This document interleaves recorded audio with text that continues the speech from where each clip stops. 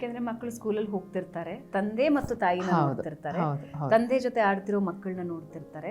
Questions plus ನಾವು ಇವಾಗ ಮಾತಾಡಬೇಕಾದ್ರೆ ಪಠ್ಯದಲ್ಲೂ ಇದೆ, LKG UKG ಫಸ್ಟ್ ಸ್ಟ್ಯಾಂಡರ್ಡ್ ಎಲ್ಲದರಲ್ಲೂ what is a family, a happy family ಅಂತ ಹೇಳಿಬಿಟ್ಟು ಪಠ್ಯ ಮಾಡಿಬಿಟ್ಟಿದ್ದಾರೆ.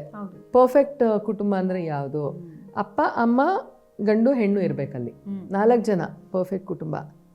ಆಮೇಲೆ ನೆಕ್ಸ್ಟ್ ದೇ ವಿಲ್ ಶೋ ಅಜ್ಜಿ ಇದ್ದಾರೆ, ತಾತ ಇದ್ದಾರೆ ಅಂತ ಇಬ್ಬರನ್ನ ತೋರಿಸ್ತಾ ಇರ್ತಾರೆ ಅಷ್ಟೇ ಪರ್ಫೆಕ್ಟ್ ಕುಟುಂಬ ಅಂತ. ಅದು ಆಲ್ಮೋಸ್ಟ್ ಎಲ್ಲ ಟೆಕ್ಸ್ಟಲ್ಲೂ ಇದೆ. 1ನೇ ಕ್ಲಾಸ್ 2ನೇ ಕ್ಲಾಸ್ ತನಕ ಇದೆ ಅಂತ ಕಾಣಿಸುತ್ತೆ. ಎಲ್ಲ ಸಿಲೆಬಸ್ಸಲ್ಲೂ ಇದೆ. ಯು ಗೋ ಫಾರ್ CBSE ಇರ್ಬೋದು, ಸ್ಟೇಟ್ ಇರ್ಬೋದು, ಎಲ್ಲ ಸಿಲೆಬಸ್ಸಲ್ಲೂ ಫ್ಯಾಮಿಲಿ ಅಂದರೆ ಇದು ಅನ್ನೋಂಥದ್ದು ಅದಕ್ಕೆ ತುಂಬ ಇದು ಕೊಟ್ಟಿದ್ದಾರೆ, ಒತ್ತು ಕೊಟ್ಟಿದ್ದಾರೆ. ಬಟ್ ಈಗ ನಮ್ಮ ಸಮಾಜದಲ್ಲಿ ಆಗ್ತಿರೋ ಬದಲಾವಣೆಗಳು ಇದನ್ನೆಲ್ಲ ಕನ್ಸಿಡರ್ ಮಾಡಿದ್ರೆ ಅಲ್ಲೆಲ್ಲ ಸ್ವಲ್ಪ ಬದಲಾವಣೆ ಬರಬೇಕಾಗತ್ತೋ ಏನೋ ಅಂತ ಅನಿಸುತ್ತೆ. But anyway it is a natural thing ಮಕ್ಕಳಿಗೆ ಬರೋ ಅಂಥದ್ದು. ಅದು ಪಠ್ಯದಲ್ಲಿ ಇಲ್ಲದೆ ಇದ್ದರೂ ಸಹ ಮಕ್ಕಳು ಮಾತಾಡುವಾಗ ನೀವು ಹೇಳ್ದಂಗೆ ಅವ್ರವ್ರ ಮನೇಲಿ ನೋಡ್ತಾ ಇರ್ತಾರೆ, ಅವ್ರು ಮಾತಾಡ್ತಾ ಇರ್ತಾರೆ. ಖಂಡಿತವಾಗ್ಲೂ ಈ ಮಕ್ಕಳು ಕಿವಿಗೂ ಬೀಳುತ್ತೆ. ಅವರಿಗೊಂದು ಕುತೂಹಲನೂ ಇರಬಹುದು, ಏನೇನೋ ಒಂದು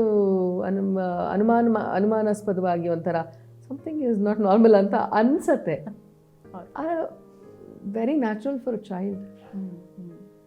ನಂಗೆ ಶುರುನಲ್ಲಿ ಅದು ಯೋಚನೆ ಮಾಡಿದಾಗ ಒಂಥರ ನಾನೇ ಭಾವುಕಳಾಗ್ತಿದ್ದೆ, ಒಂಥರ ಕಣ್ಣನ್ನು ನೀರು ಬರ್ತಾಯಿತ್ತು ಹೆಂಗಪ್ಪ ಅಂತ. ಯಾಕಂದರೆ ನನ್ನ ಚೈಲ್ಡ್ಹುಡ್ ಹ್ಯಾಸ್ ಬೀನ್ ಪರ್ಫೆಕ್ಟ್.